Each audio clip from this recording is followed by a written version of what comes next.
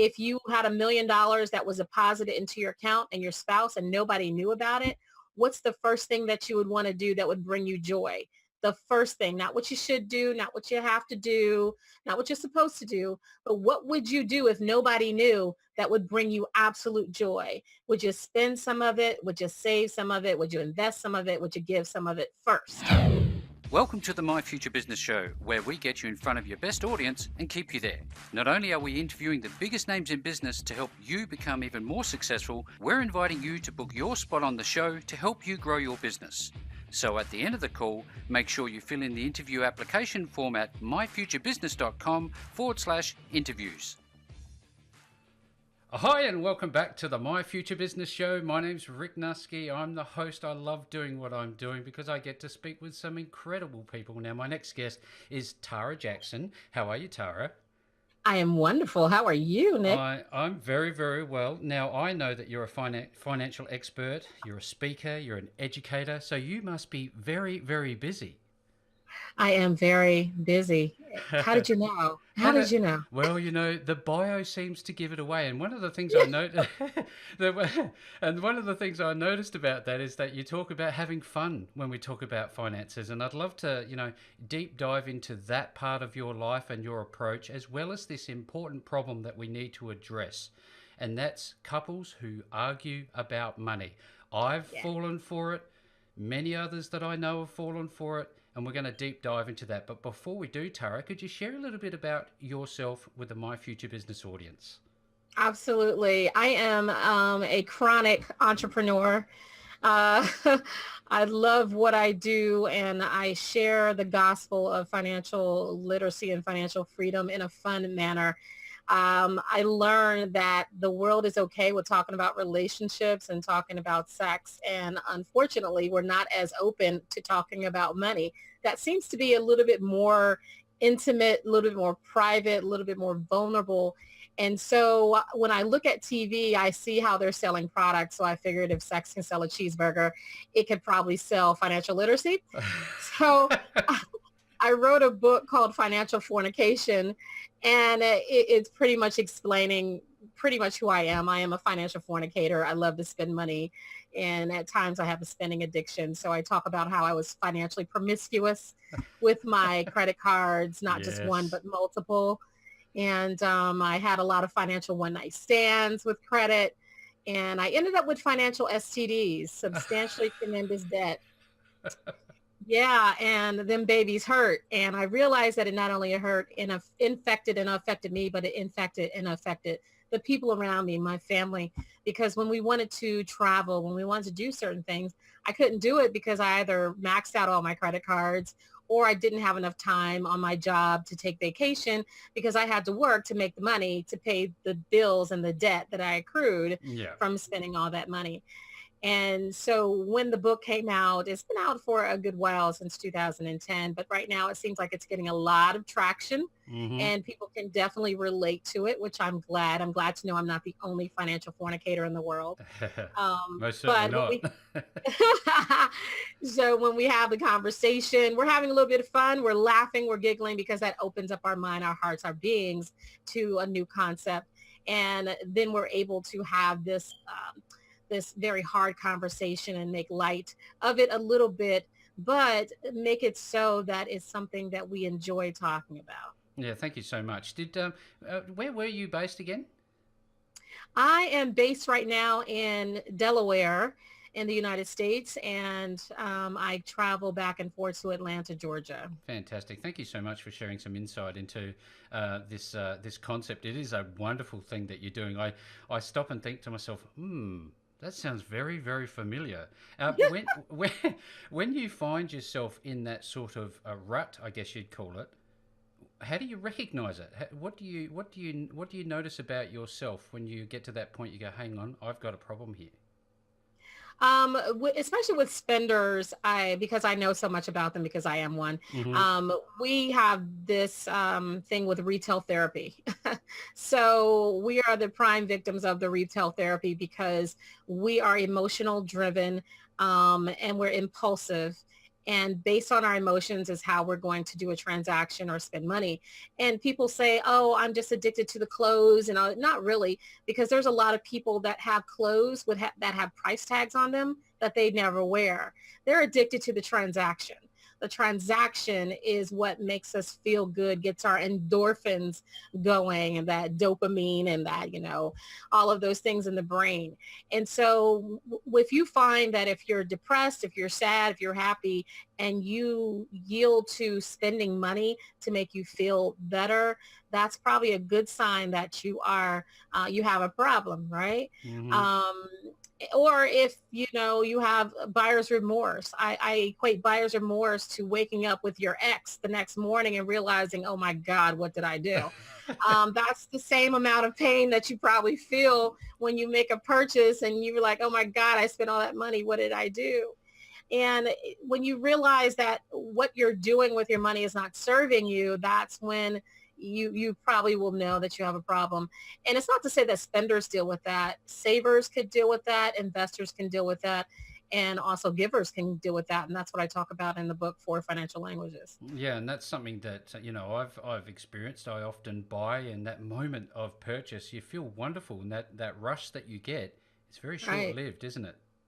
Yeah. Yeah. I'm not sure if this is a PG rated No, no. show, but yeah, like that instant, immediate gratification is Yeah. orgasmic at times. So a lot of people fall into that trap. Yeah, absolutely. So with the couples that you work with, I'd love to go deeper into this idea of having some sort of a cure to avoid, this financial fornication in their lives. What do you say to couples that are, Well, tooth and nail at it?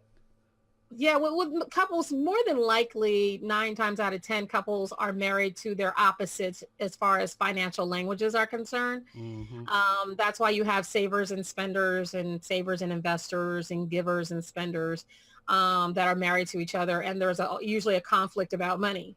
And it's my argument is that we're speaking in different languages financially. It's just like a love language. Yeah. If you require touch and I require words of affirmation, you can love and touch on me all you want, but if you don't tell me how great I am, I'm not going to feel loved. Hmm. So you have to understand what your partner's financial language, your partner's love language is. And it's the same thing with finances and money, is that you have to understand and respect your partner's financial language.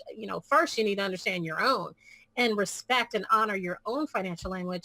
But it's important to understand your partner's financial language, learn how to speak in their language so that you can better communicate about money, because that's one of the number one reasons why couples divorce is because of money misunderstandings and cash conflicts. Yeah, it's one of those things that I think we can do a lot better at now. I'm just reflecting on myself, Tara, and I think to myself, I've had to, over the years, stop and listen, open my ears and listen to my wife, who is the Minister of War and Finance in our home. And, I suddenly, what you're saying, it resonates with me so much because I was happy to spend, spend, spend and not even can think about the consequences. Do you talk Right. about what sort of conversations do you have when you first meet a couple in this position? Well, when I first meet a couple, I have a conversation. I usually ask them a simple question. And first I meet with them individually so I can get the truth out. And then I meet with them in together to find out what their goals are, then meet with them individually to get the truth, and then meet with them again. And I usually have to interpret and then translate what they're saying because they're speaking in two different languages, but most of the time they're saying the same thing. They want financial freedom. They want to be able to retire. They want to travel, but a spender wants to spend their way there, and a saver wants to save their way there. An investor wants to invest their way there, and a giver believes that if they give, everything will come to them. And so the first thing that I do with the couples is to really understand what are the financial goals that you have as a couple. And sometimes, they have the same financial goals. And there's sometimes where one person's talking and the other person's like, I didn't know you wanted to do that. You didn't tell me that. So Mm-hmm. usually if they're not talking about money, they're probably not communicating about other things, which, I keep telling people I'm not a marriage counselor, nor do I play one on TV. But there are a lot of marriage counselors that pull me in when money seems to be a conflict or a sore subject with them, so I can interpret and translate. Hmm. And so that's a lot of listening to them, asking questions. One of the questions I ask them is, if you had $1 million that was deposited into your account and your spouse and nobody knew about it, what's the first thing that you would want to do that would bring you joy? The first thing, not what you should do, not what you have to do, not what you're supposed to do, but what would you do if nobody knew that would bring you absolute joy? Would you spend some of it? Would you save some of it? Would you invest some of it? Would you give some of it first? Some people are like, oh, I would give to my church, but I'm like, yeah, that's what you're supposed to do. What is it that you really, really want to do? Yeah. And a lot of people are like, oh, I want to go on vacation, or I want to pay off all this debt. I may want to invest in some businesses. Oh, I need to put some money aside so I can travel. So that usually tells me what their dominant financial language is. Once I understand that, I pretty much know how they're going to communicate and what they need to hear to feel safe in the communication process. Yeah, that's wonderful. I'm listening to this and I think to myself, you talked about what would you do as opposed to what should you do. The heart wants what the heart wants, doesn't it? Right. And I Right. Exactly. and I hear that, and I think to myself, you also mentioned about this idea of keeping secrets. How often do you find that one partner in the relationship is actually not being completely open and honest about what they want? It's frequent. That's why they have the conflict, because one person is the aggressor and the other one may be passive aggressive, or they may just retreat. And when you have that situation, the person that retreats or is passive aggressive, they're now going to either hide their money or keep spending habits away, from their partner, or invest without informing their partner, or give under the table, here, baby, here, take some money. Don't let your Hmm. dad know, or don't let your mom know. Hmm. And it's the person that doesn't want to be the aggressor in there. And sometimes you have two passive aggressive people where they want to talk about the money, but they argue about it because they're speaking a different language. So they're like, well, forget it, we're just not going to talk about it. You have your money in your account, I'll have my money in my account, and then we'll just split the bills or whatever. But my girlfriend, I used to be her delivery spot. It used to drive me nuts that I would come home and have all of these Amazon boxes at my house. And I'm like, I didn't order anything. I And wish I she's had like, oh, of. yeah, she's like, oh yeah, I had stuff delivered to your house, because she wanted delivered to her house because she didn't want her husband to see. Really. Uh, And that's the, I call it the financial, what is it? What do I call it? Well, they're cheating on each other. yes, of course. Financial infidelity Yes. um, that occurs quite frequently. Yeah, it's a sad state of affairs, and it's the root of all evil. Even though it's a lot of people say that I can live without money, but I'd like to see them try. You know what I mean? Yeah, you can't live without we can't live without money. Not if we want to be relatively comfortable. You can't really do it, or you become a monk and then you're self-sustained, there. And that's just not on my top 10 things I want to do in my life. So you kind of need money. And I just need for people to have a better relationship with money. Money is a tool. Yep. Money is energy, right? And we have the power. So we give the power to whatever. I keep telling women have the power. We just give it to the men, and then the men have the power and Yeah. believe they have the power, right? Yeah. Yeah, that's pretty much how it goes in my mind. There's a boss, So, and then there's a real boss. right, exactly. So we're just going to let you believe you're the boss, because we're going to give you that power for Oh now. no, So, I'm writing that shoe right now. so with money, a lot of people give money the power to control their emotions. If I don't have enough money in the bank, or there's a bill, or I don't have enough money to do with it, just crushes them. I mean, people commit murders and suicides because of that. Yes. And I always say that money should not have the power to destroy anything built in love. It's not supposed to have that power. It's just a tool. And so once we take the power back and we control it, and we tell our dollars where it's going to go, whether it's a budget, whether it's a spending plan, whether it's an investment plan or a giving plan, whatever you want to call it, we tell our dollars where it's going to go. That's how we take our control back, and how we take our power back. and we can start having a better relationship. It's okay to love money. Love money. Money gives us gives us freedom, gives Yeah. us options, gives us comfort, gives us food and water. So it's not a bad thing. It's only bad when we allow the money to control us and it doesn't serve us. Absolutely. They're great insights for anybody who's listening to the show today, Tara. I'd love to switch the focus now on individuals, those who are not in a partnership with someone, and Yeah. talk about the process that you go through with individuals that come to you for help. Well, individuals that are coming to me for help, it's twofold. One, they may be in a situation or a challenge that they need to get out of, and Hmm. then that is a whole mindset. And another one, they're trying to be proactive, whether they're trying to save for themselves individually for retirement or for, whatever, or they want to prepare themselves, for their future mate.